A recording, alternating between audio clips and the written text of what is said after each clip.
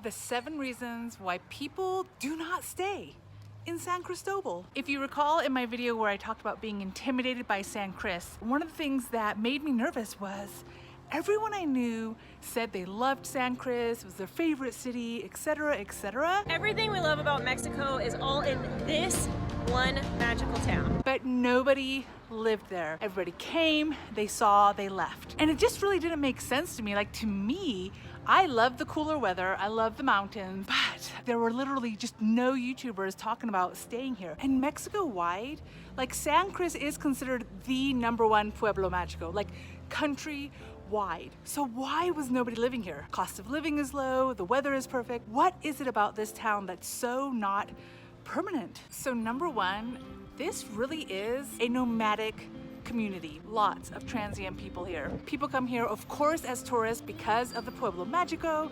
They come here as a home base as they visit the many, many gorgeous parts of the Chiapas.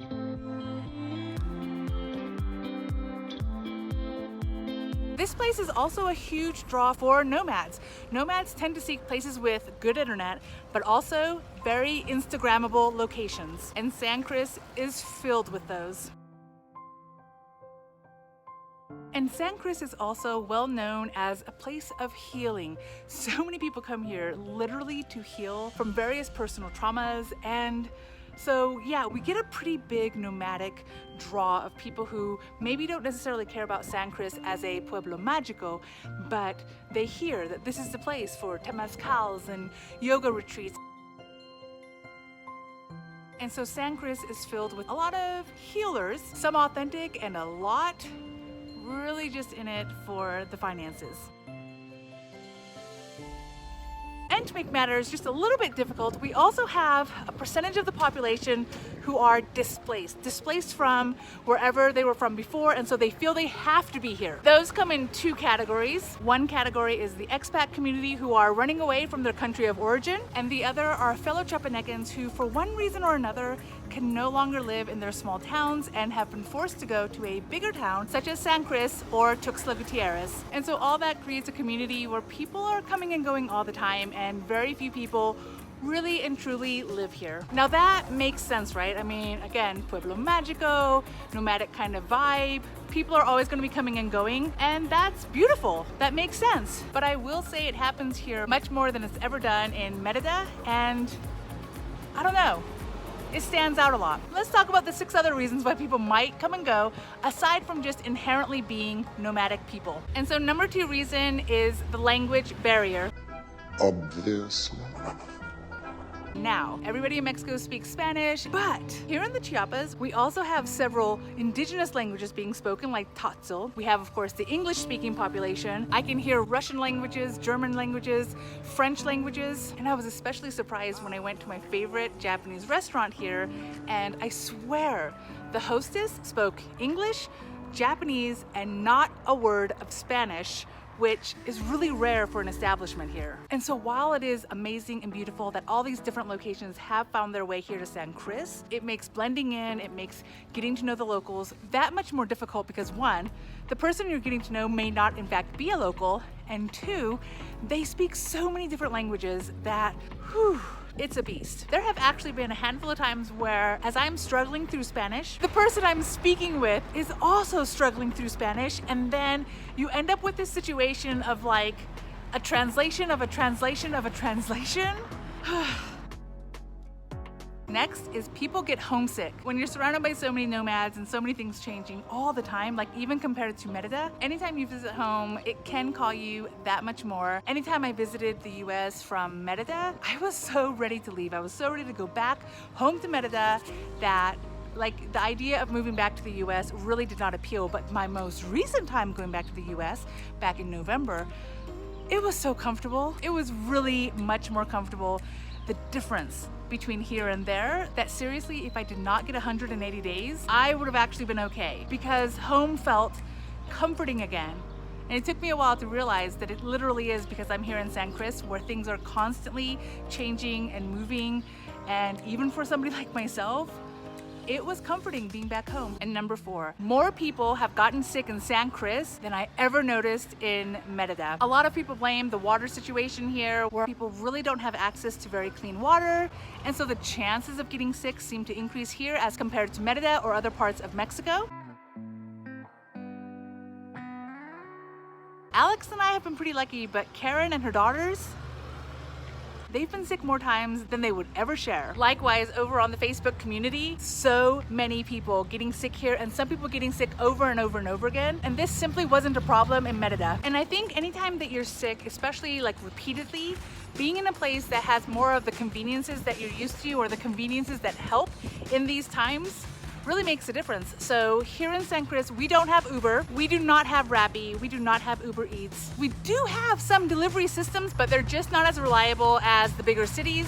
And so we don't necessarily have the plethora of doctors and specialists and things that a larger city would have. Yeah, while we do have the necessities, I can totally see why a larger city, a more established city, a city with better infrastructure might be more appealing. And number 5, people leave because of politics. Okay, and when I say politics, there's actual multiple layers to this. So the first layer for politics, I would say, is that we've got a plethora of people, especially from the US and Canada, who are literally just running away from the US and Canada. And Mexico is just a really convenient location, easy to get to, and so we've got just an influx of specifically Americans and Canadians coming to Mexico in general. And probably the one phrase that you're gonna hear most often is that they came here for freedom. They came here because they felt like their respective countries are taking away some of their liberties, and so moving to Mexico just made a lot of sense. And the reason they're drawn to the Chiapas in particular, and of course San Cris, again, being one of the biggest hubs, is that Chiapas is known as the most kind of independent state that exists here in Mexico. They are the ones famous for the Zapatistas, famous for kind of doing their own thing. In fact, a lot of the reason why we have so much diversity and culture here is because all of the little villages, all of the little towns in Chiapas have fought for and been able to maintain a lot of their sovereignty, a lot of their cultures. And so it really is neat to visit these various little cities, these various villages, because you can see how very distinct they are from each other. It's kind of cool. So when you think of freedom, Mexico makes sense, and the Chiapas really make sense. But fortunately or unfortunately, freedom is defined in so many different ways.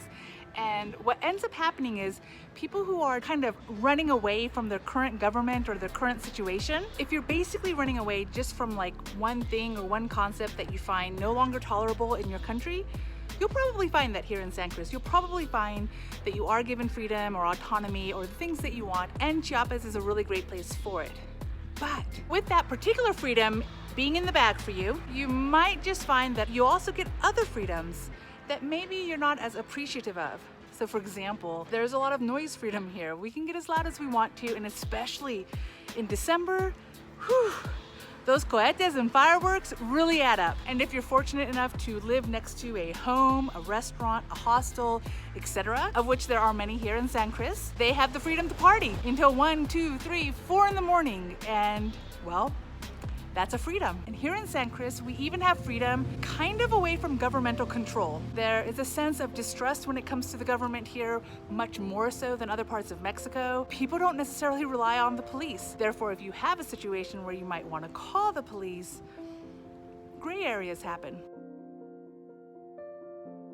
And so sometimes there can be a sense that there's too much freedom here in San Cris, and maybe not enough regulation for people. And number 6 is that San Cris is actually changing really rapidly. I mean, so much of Mexico seems to be changing really rapidly, isn't it? But literally, in the 8 months that I've been here, I've seen businesses start, businesses end, businesses move, businesses change what type of business they're going to be. I've seen a lot of influxes of people who are dislocated from various parts of Chiapas.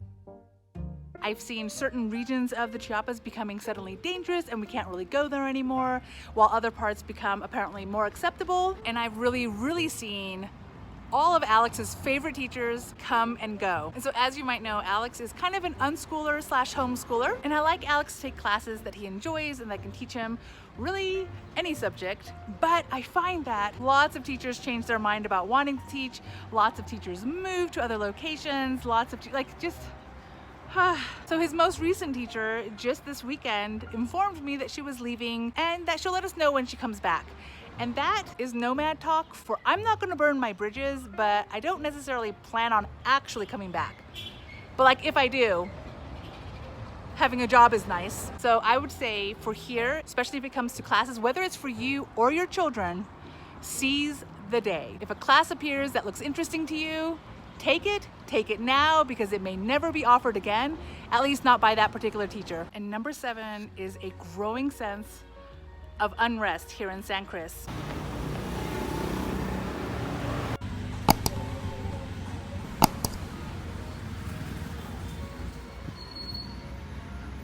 Okay, so let's talk a little bit about unrest and what I mean in terms of not necessarily always feeling safe.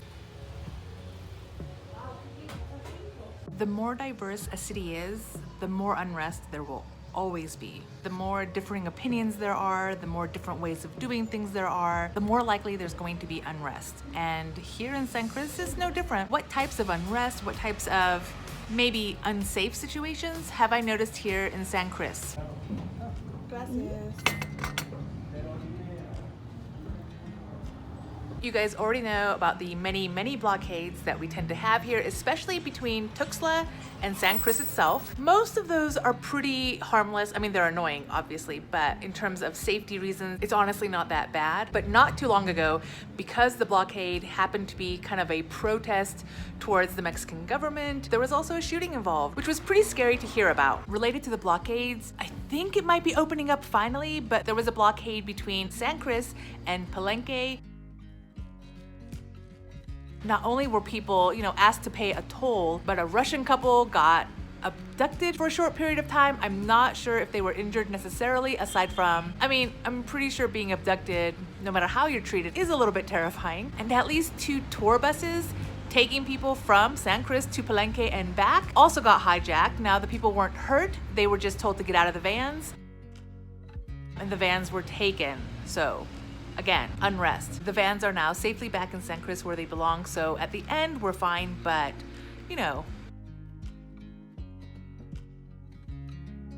since coming here, there have been at least a dozen of tourists saying that they were directly mugged. My general rule of thought is for every actual complaint that somebody posts on Facebook, there are probably several others that don't bother posting. And in the short 7 to 8 months that I've lived here, I have definitely noticed an increase in aggression in terms of people asking for money.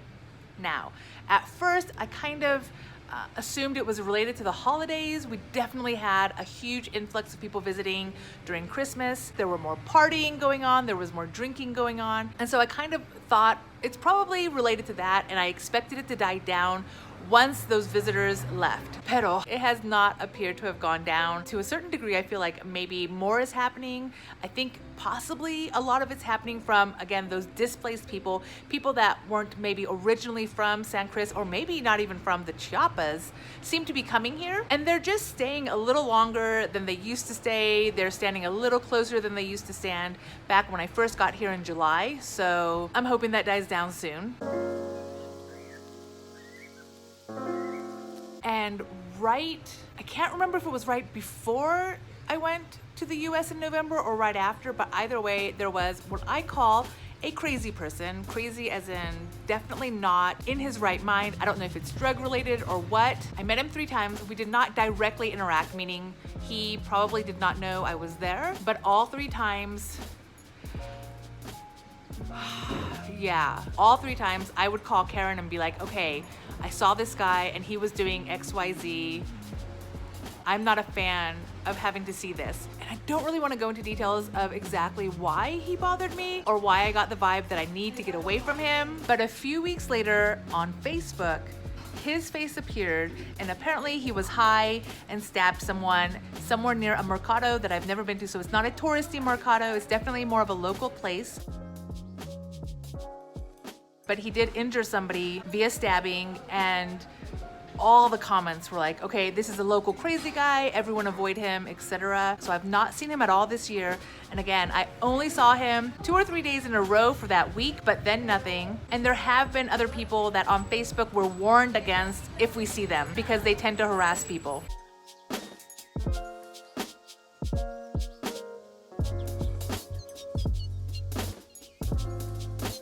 And there have been several incidents, one of which I've experienced myself. I'm pretty sure he was actually not yelling at me in Spanish, and so it's really hard for me to identify where he might have been from. But again, unprovoked, I'm just walking down the street and somebody starts screaming at me. Now in my particular instance, I really don't think it was targeted. I don't think he cared who I was. He just wanted to scream at somebody, whereas somebody else felt like it was specific to the fact that they were American. So yeah, we definitely have crazy here in San Cris. And now listen, if these things happen to me in the US, and in my 40+ years, trust me, they've happened in the US, it wouldn't necessarily be enough to make me run away from the city or the country, because like crazy just happens. It's hard to prevent completely. But when you're being yelled at in a foreign country, in a language you don't understand, in a culture you don't understand, you know, like it all does start to add up, and it makes absolute sense that a percentage of people will want to leave. And I'm not immune to it either. Karen can tell you there have been a couple times where I pondered,